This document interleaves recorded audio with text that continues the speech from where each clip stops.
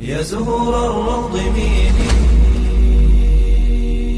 أسمعي ليلي نشيدي.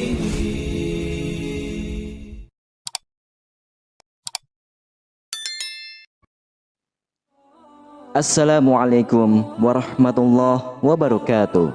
Syukur alhamdulillah, dalam kesempatan yang mulia ini kita masih diberikan banyak kenikmatan sehingga kita dapat berjumpa kembali di channel ini.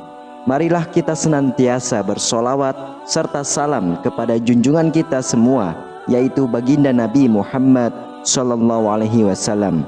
Allahumma sholli ala sayyidina Muhammad wa ala ali sayyidina Muhammad.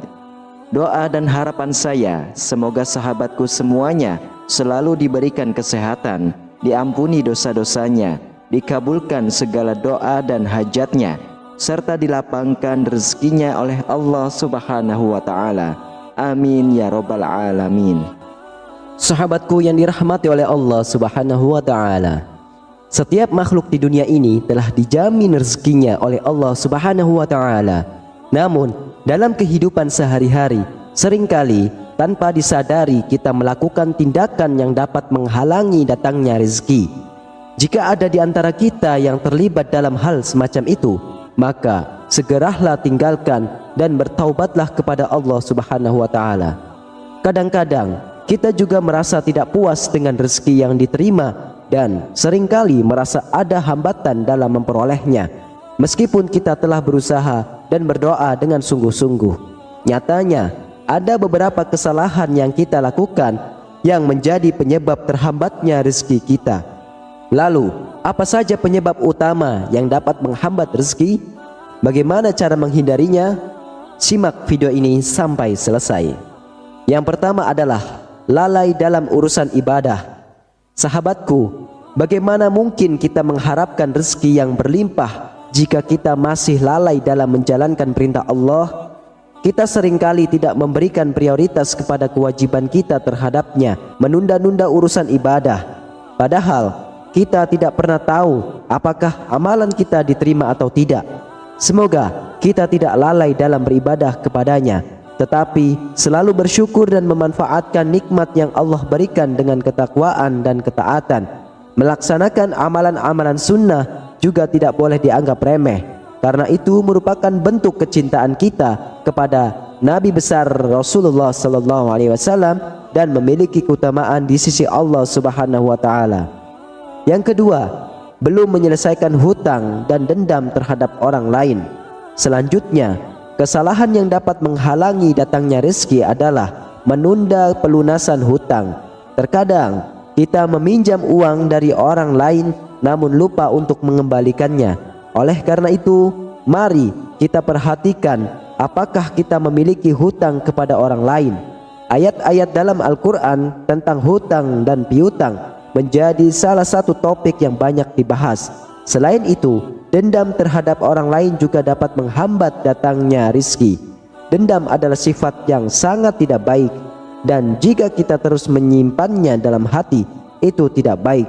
Allah Subhanahu wa Ta'ala berfirman yang artinya, hai orang-orang yang beriman, jadikanlah sabar dan sholat sebagai penolongmu. Sesungguhnya Allah bersama orang-orang yang sabar. Al-Quran Surah Al-Baqarah ayat 153. Lalu yang ketiga, malas bangun di pagi hari. Memanfaatkan waktu pagi dengan sebaik-baiknya, karena waktu pagi adalah waktu yang penuh berkah. Rasulullah sallallahu alaihi wasallam mendoakan keberkahan bagi umatnya di waktu pagi. Beliau bersabda, ya Allah, berkahilah umatku di waktu pagi. Jika ada di antara kita yang merasa malas dan enggan untuk bangun untuk melaksanakan sholat subuh, atau setelah sholat subuh kembali tidur, tidak merutinkan zikir atau membaca Al-Quran, maka segera ubah kebiasaan buruk tersebut. Hal-hal tersebut dapat menghalangi datangnya rezeki. Yang keempat adalah bermalas-malasan. Bermalas-malasan juga termasuk perbuatan yang dapat menghalangi datangnya rezeki.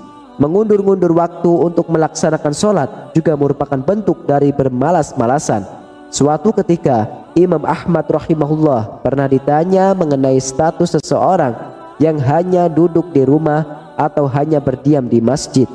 Imam Ahmad menjawab, orang ini benar-benar bodoh. Padahal Rasulullah SAW telah bersabda, seandainya kalian benar-benar bertawakal kepada Allah, tentu kalian akan diberi rezeki sebagaimana burung diberi rezeki. Burung pergi pada pagi hari dalam keadaan lapar dan kembali pada sore hari dalam keadaan kenyang. Lihatlah sahabat yang beriman, bahkan burung pun bekerja untuk memenuhi kebutuhannya.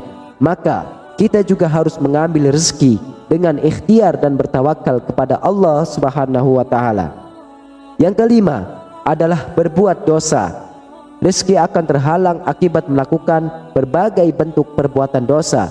Setiap perbuatan dosa memiliki pengaruh terhadap rezeki, bahkan dapat menjadi penghalang datangnya rezeki. Beberapa perbuatan dosa seperti riba, ria, zina, syirik, durhaka kepada orang tua, mengkonsumsi hasil uang haram, dan merendahkan orang lain. Bahkan rasa iri terhadap orang lain juga termasuk perbuatan dosa yang dapat menghalangi datangnya rezeki. Rasulullah SAW bersabda, sesungguhnya seseorang dihalangi dari rezekinya disebabkan oleh dosa yang dia lakukan. Allah Subhanahu wa taala juga berfirman yang artinya, sesungguhnya Tuhanmu melapangkan rezeki dan membatasi rezeki bagi siapa yang Dia kehendaki. Sesungguhnya Dia Maha mengetahui lagi Maha melihat hamba-hambanya. Quran Surah Al-Isra ayat 30. Yang keenam adalah sifat sombong dan enggan berbagi. Sifat sombong seringkali sulit dihindari saat kita mencapai suatu keberhasilan. Kadang-kadang secara tidak langsung kita menjadi sombong dan lupa untuk berbagi kepada orang lain yang membutuhkan. Padahal roda kehidupan terus berputar dan kita tidak selamanya berada di atas. Dengan berbagi kepada mereka yang membutuhkan, kita akan senantiasa mendapatkan kasih sayang Allah dan rezeki pun akan mengalir dengan baik. Yang ketujuh adalah tidak pernah mau mengalah. Mengalahlah hingga orang lain tidak dapat mengalahkanmu. Ungkapan ini dapat menjadi acuan ataupun motivasi tersendiri untuk kita. Seringkali kita merasa menang dan cukup ketika bisa memenangkan sesuatu.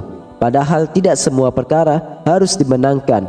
Terkadang meskipun benar, kita perlu tetap mengalah untuk menghindari perpecahan.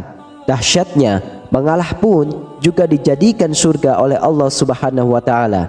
Rasulullah SAW bersabda, barang siapa yang mengalah dalam suatu pertengkaran dan memang ia salah, maka akan dibangunkan untuknya sebuah rumah pada bagian bawah surga. Barang siapa yang mengalah padahal dia benar, maka akan dibangunkan untuknya sebuah rumah pada bagian tengah surga. Semoga dengan akhlak baik ini rezeki kita senantiasa dipermudah oleh Allah Subhanahu wa taala. Lalu yang kedelapan adalah berbohong. Berbohong menjadi suatu perbuatan buruk yang mungkin bagi sebagian individu menganggapnya sepele, bahkan sebuah menjadi kebiasaan. Di hadapan Allah, berbohong bukanlah perkara ringan dan termasuk perbuatan dosa besar. Bahkan disebutkan salah satu tanda orang munafik adalah suka berbohong. Rasulullah SAW bersabda, 3 tanda orang yang munafik yaitu jika berkata ia berdusta, jika berjanji ia mengingkari, jika diberi amanat ia ingkar. Juga di dalam Al-Quran Allah Subhanahu wa ta'ala berfirman, sesungguhnya yang mengada-ngadakan kebohongan hanyalah orang yang tidak beriman kepada ayat-ayat Allah, dan mereka itulah pembohong.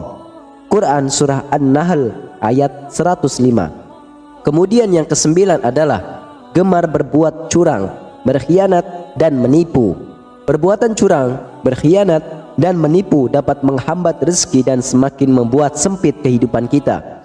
Mungkin sesaat tidak terasa dampaknya, namun lama-kelamaan perbuatan ini bisa membahayakan kehidupan kita dan orang lain. Perbuatan curang dapat menyeret kita kepada kesengsaraan dunia dan akhirat. Na'udzubillah min dzalik. Sahabatku yang dirahmati oleh Allah, itulah 9 penyebab utama rezeki kita sempit dan susah. Semoga kita dijauhkan oleh Allah dari hal-hal tersebut. Amin ya rabbal alamin. Semoga bermanfaat. Wallahu a'lam bishawab. Wassalamualaikum warahmatullahi wabarakatuh.